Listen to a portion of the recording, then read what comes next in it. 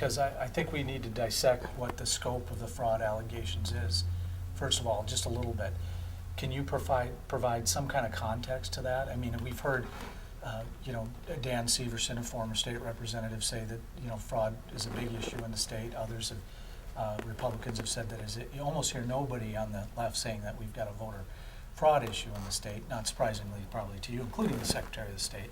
But can you speak to that? What are the specific fraud allegations or specific instances of fraud that have been proven?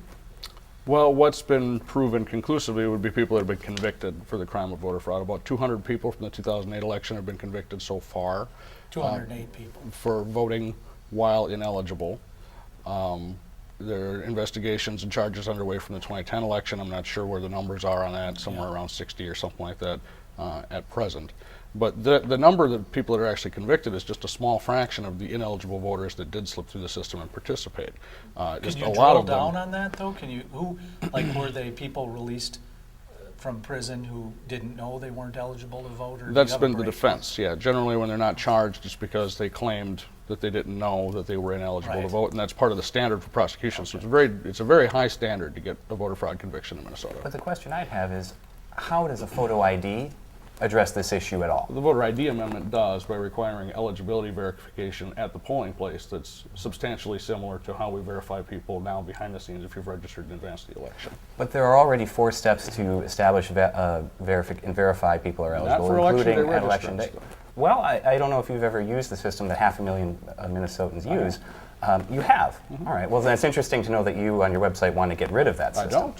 Well, on your website, it says explicitly that Minnesota Majority wants to do away with same-day registration, require people to register 30 days in advance. No, I think we've said that we have a problem with election day registration. Our objective here is to fix it. Well, you should read your own website then, because it does say something different. But regardless, we have an extensive system to validate who people are, including on the day of an election, presenting a photo ID and proof of their residence. It's a system that works, and it's not only so effective, that it makes our state one of the best in the country in how we use it, a model for other states. They ask for that, but if you don't have it, there's exceptions to all the rules in our election law. You can register on the say-so of someone. No, that's fair enough. Dan, can you speak to the specific fraud, allegations that you're hearing about or, that you've heard and why they're being disputed by Take Action and others? Sure. So, 2 weeks ago there was a Senate hearing, and there was 4.5 hours of testimony of people from all across the state telling stories about how this photo ID amendment is going to make it harder, if not impossible, for them to cast a ballot. People who are eligible voters, law-abiding citizens who don't want their right to vote turned into a privilege. What this amendment will do is it'll turn voting from a right into a privilege based on money, time, and transportation. 3 things that no one really has enough of in this day and age. So when the allegation of fraud is raised, it's important to keep in mind there's never been one instance of one voter saying they're another voter in our state's history, not one documented case. That's the only type of quote-unquote fraud that this issue would address. All the other problems that we're hearing from Minnesota Majority aren't addressed by a photo ID. And so it begs the question, well, if the price is that high, 700,000 Minnesotans having a harder time, if not an impossible time, casting a ballot, who's really behind this? And I think the answer is we're seeing those at the very top of the economic ladder trying to rewrite the rules of our democracy to their own ends. And that's what we're seeing the agenda being moved by Minnesota Majority.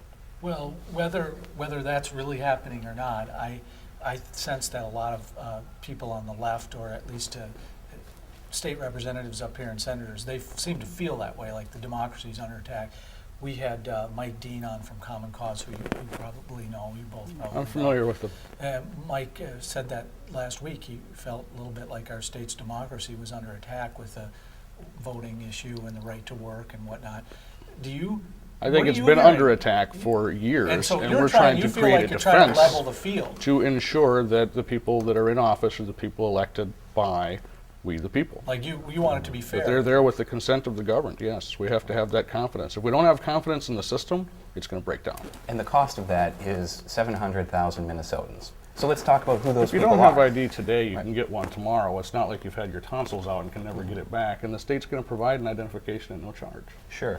So you were in the same hearing I was 2 weeks ago, and so you heard a lot of those stories. You know, one of those stories was from Ilo Madden, who's a member of Take Action Minnesota. She's in her 70s. She carries around a 7-pound oxygen tank wherever she goes. She actually went to the DMV to renew her license. She stood in line for 6 hours. She had to have a son drive her. And at the end of it all, 6 hours of waiting with an oxygen tank in hand, weeks later she got an ID and it didn't have the right name on it. That is what I mean when I say we're turning voting from a right into a privilege. And the cost of the photo ID amendment that you're putting forward is literally hundreds, if not hundreds of thousands of Minnesotans being shut out from our democracy. That's an extraordinary cost. Well, let I me don't go think back. so. So, McGrath. well, I was Yeah. going to ask Dan this question to talk about this. So, do you agree that having this voter ID amendment will make it harder for a small population of the? Well, I think the Citizens. legislators that are behind the amendment and the 21st Century Voter ID bill that was passed and vetoed last year have considered these things very carefully, and they've come up with proposals and solutions to get around some of these problems. Now, rather than take people that are in extraordinary circumstances that are going to have exceptional difficulty and just hold them up as an excuse not to secure our election system, why don't we talk about ways to make it easier for them to get their identification? One proposal that's been put forward is that people can submit their application along with a photo like a passport photo by mail and get their ID that way, so they don't even have to go to the Department of Public Safety to do it. Some people have proposed trucks that'll go around and drive to people's homes and provide the identification for them. People that are lacking identification probably are having a difficult time getting by in society, so let's help them get the ID. You know, but those same people are able to participate in our elections. It seems like they're doing just fine. And if you're concerned about the welfare of people having a hard time getting by in society, I think that's terrific. Let's work together on addressing those issues. Let's find a way to get those jobs out there, housing, to improve this economy. Why is this the solution when in fact there's no problem? I think it's common sense.